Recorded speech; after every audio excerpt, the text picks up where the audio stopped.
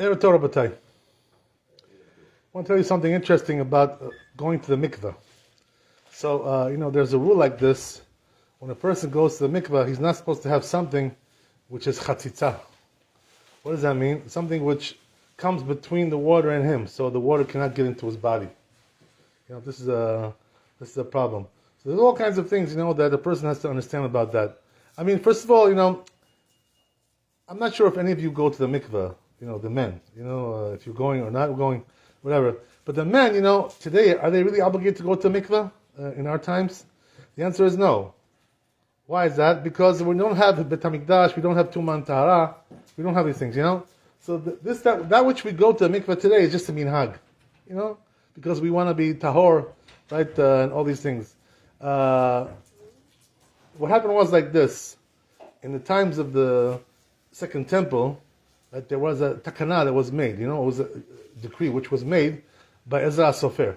He said that anybody who sees Keri has to go to mikveh. So what does that mean? He had a seminal emission, he was with his wife, whatever, something like that, right? He had an emission. So what happened was that he now, right, because of that, he's tameh. So Ezra was metaken that he has to go to mikveh before he says Kriyat Shema, prayers, tefillah, Torah, not allowed to do nothing without going to the mikveh. That's why he was metaken like this. So what happened was, that this decree, the people were not able to keep it. This is what happened. The Am Yisrael, it was too hard for them.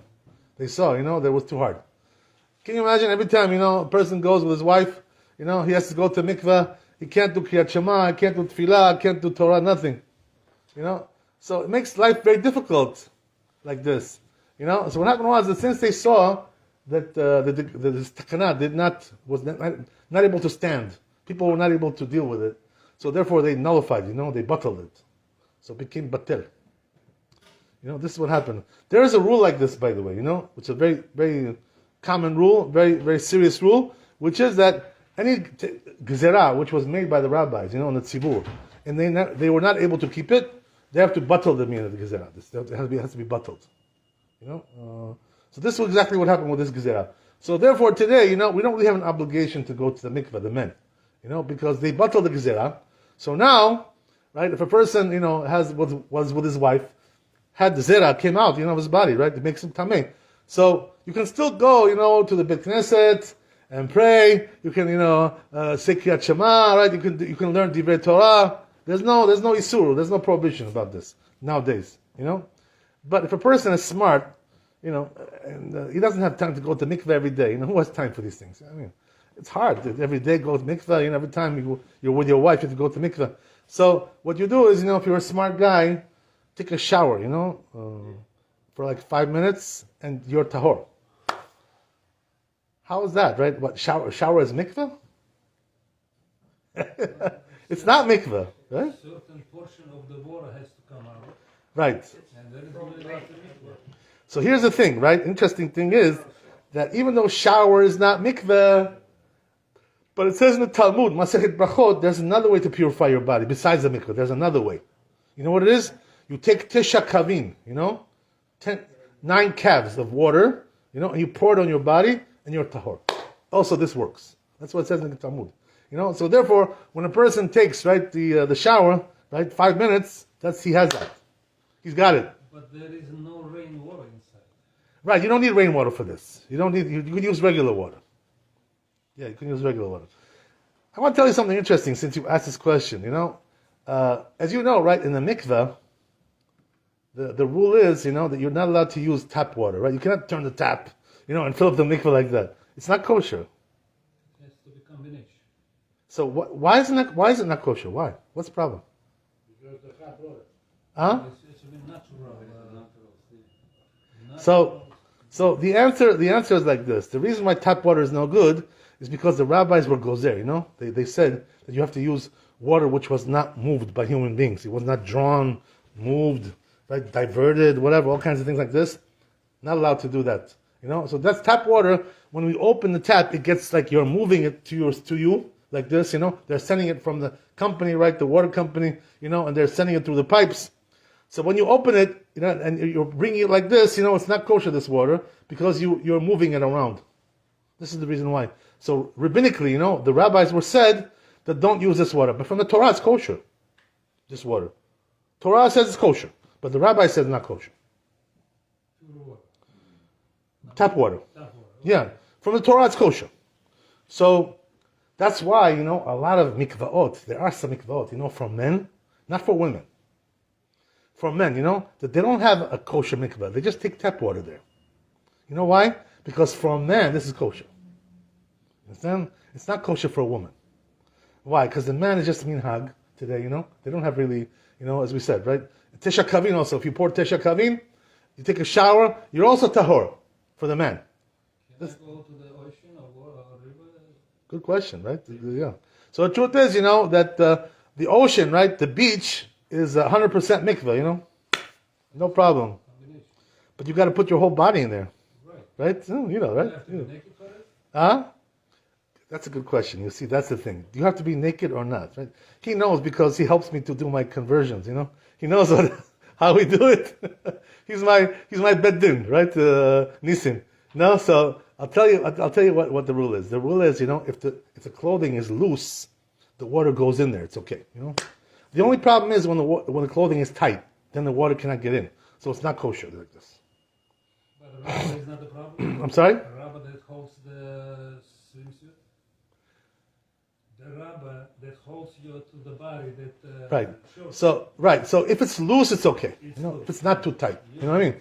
If it's tight, like a, really, European style is tight.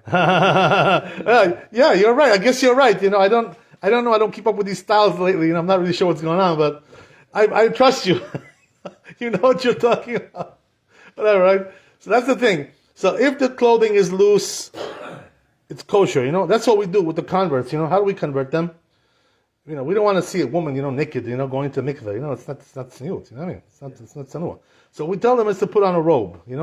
But the robe has to be loose, not too tight. Otherwise, it's not kosher. Understand? It has to be a loose robe. Are you present when they... You have to watch it. You have to see it, right? Me and Nisim and one more beddin guy, right? You have to see it. Otherwise, not kosher. In the camera then. Huh? Why don't you... No, I'm saying it could be a woman or represent some kind of... I'm sorry, but she's wearing a robe. Understand? We don't want to see her body. What are we? We're not this kind of people. You understand? We don't want to see that. So we put a robe. That's how everybody does it today. Today everybody does like this. Conversions. That's the way it's done. Who told me this, by the way? Maran Rabbi, my great rabbi. He told us, that now we do conversions with a robe. That's how it's done. Loose robe. It cannot be tight. Otherwise it's not kosher. Anyway, getting back to what we said, right? So a man doesn't need to go to the mikveh every day, every time he's with his wife. What does he do? Take a shower, 5 minutes, out, you're tahor. That's it, right? You're good to go. Go do Kriyat Shema, go to Bet Knesset, go do Tefillah, go do Torah, go to Bet Midrash, learn Torah. Everything is good. Right? Everything you're kosher. But let's say he wasn't able to, he didn't have time, even to take a shower. So can he go to Bet Knesset? Yes, he can. He can go like that also. Just wipe it off, take a towel, wipe it, and you're good to go. You can go like that also. But, if you're, right, to be, it's good to be tahor. So if you can take a shower for 5 minutes, much better, right? You have a much better situation, You don't need to go to the mikveh every day. That's the thing, So as we said, right, for men, right, going to mikveh is only minhag. It's not obligation today because the Takana of Ezra was bottled, they nullified it. So it doesn't exist anymore, Only the Hasidim they go. I remember one time, I when I was in Yerushalayim, one time I was in Givat Shaul, there's a mikveh over there. Every neighborhood has a mikveh there. One or two, even maybe two sometimes. So I went, I was just passing by the mikveh, So I'm like near the door. Who do I see coming out? Looks like somebody, malach, like angel, Who? You know who this was? Rab Mordechai Eliyahu, he was the chief rabbi, like a long time ago. He's already passed away, niftar, but he was a very kadosh person, very kadosh. I saw him, I said, wow, this is malach. Oh, coming out of the mikveh like this, You look like an angel. He used to go like Erev Shabbat, I don't think he went every day, Erev Shabbat he used to go. Maran, Rabbi Shalom, he didn't go even Erev Shabbat. So I'll tell you what it was, that Maran, he was learning Torah all the time. So he didn't have time for mikveh, He had no time to go, get undressed, take a shower, this, that. He didn't have time for this. Too much into Torah. His mikveh was Torah. You understand? He didn't need any other mikveh. But you know what it is? He wanted to be also tahor. He wanted.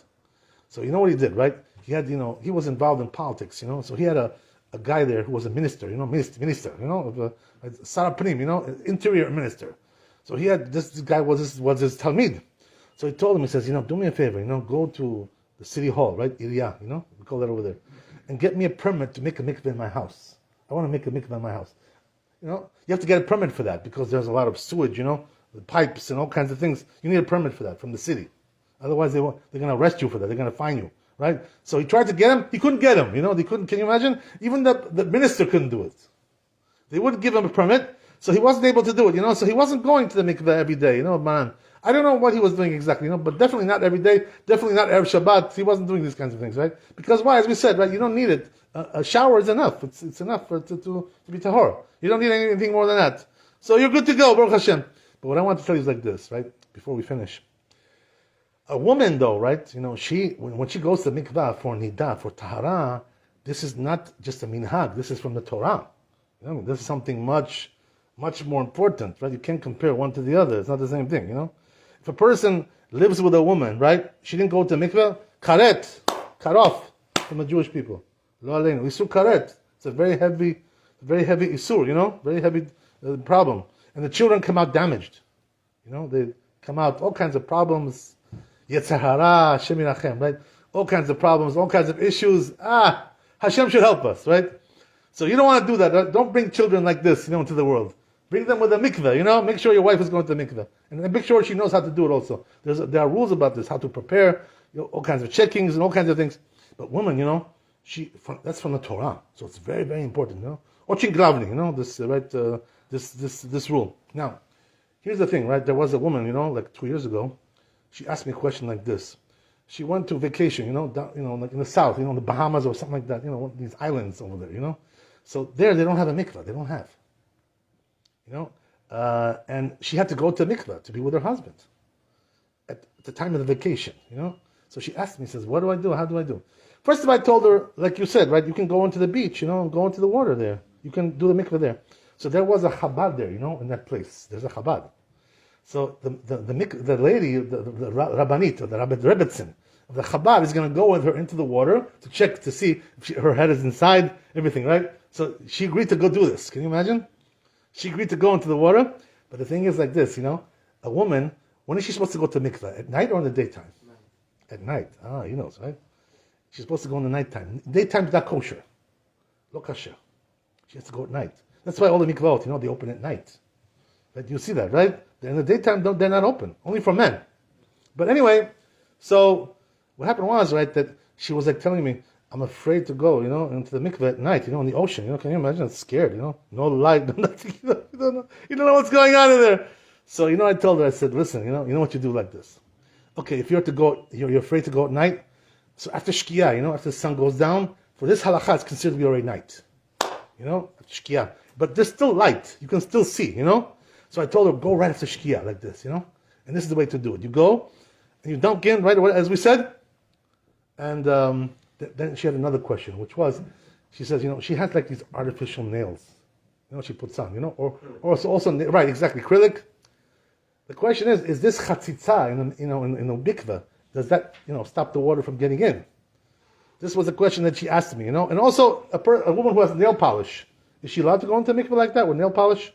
Also, could be chatzitza. The water doesn't get in there. This is the problem, So, what the answer is? The answer is like this. The truth is, according to minhag, a woman, when she goes to mikveh, she has to cut her nails. This is the minhag, Why does she have to cut her nails? What's the reason why? Because there's dirt under there, So we're afraid it's going to be chatzitza. It's going to interpose. So we tell the women, before you go into mikveh, make sure you cut your nails. But here's the thing, right? These ladies, who love the moda, they're moda girls, they like to have nice nail polish, So they don't want to cut their nails. You understand? This is the problem. They don't want to cut it. They want to keep it long and beautiful. Oh. So what do we do with a woman like this? She doesn't want to cut her nails. So we tell her it's like this. We tell her, you know what? You can go in like that. It's allowed to go in. Even though she's not doing the minhag of cutting the nails. Just a minhag. it's better that you should go, like this than not go at all. So don't stop them and tell them, if you don't cut your nails, I won't let you in. You're doing a big sin like that. Because she's going to, be a nidah with her husband. Asur. Exactly. Oh, that's the point. She won't come back again. So you're not allowed to say that to her, you have to tell her, go. Right? If you don't want to cut your nails, go in. So the question is why it's not chatzitza, when there's those acrylic nails or the nail polish. Why is it not called chatzitza? Why is it not a problem? So you know what the answer is? Because she wants that. It's something that she wants. She doesn't want to remove it. You understand? That's the way she lives her life. So if something which you want, even though it's blocking the water, it's okay. You can go in like that. As long as it's a minority of the body. Small, not the majority. If it's a minority and it's not blocking, it's something you want, right? It's okay. Kasher. So therefore we tell them like this. A woman doesn't want to cut her nails. We tell them, okay, go in like that. It's better than nothing. So what do we tell them? If you don't want to cut your nails, you know what you do? Make sure you clean them good, Take a file and clean out the nails, Make sure there's no dirt inside. Then it's kasher, b'diavad. ברוך ה' לעולם, אמן ואמן. רבי חנניה השומר, רצה הקדוש ברוך הוא לארץ ישראל, ולפיכך ירבה להם תורה ומצוות שנאמר לנו חפץ למען צדקו יגדיל תורה וידיר.